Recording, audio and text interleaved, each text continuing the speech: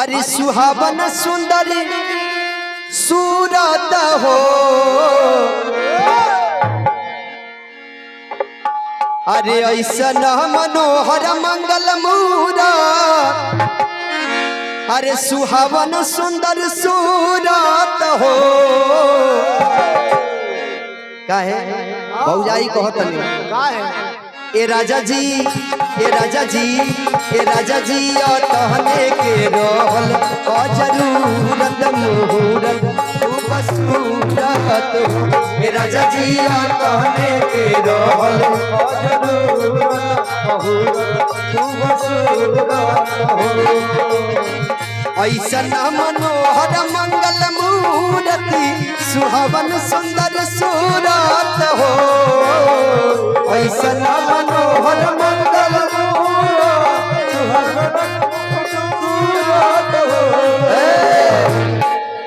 आज ये सावन के पावन महीना चलता अब बाबा के दरबार में सेवका भजन गावता हाँ आज सावन के आखिरी सोमवार हो हमके लागत है कि बहुत लोग व्रत भी होई भगवान भोलेनाथ के सोमवारी लोग भूखेला लेकिन कहे के बा भौजाई कहत रे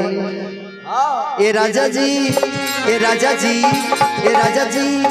ए राजा जी तहने के रहल जरूरत मुहूर्त तू बसूरत हो ए राजा जी तहने के रहल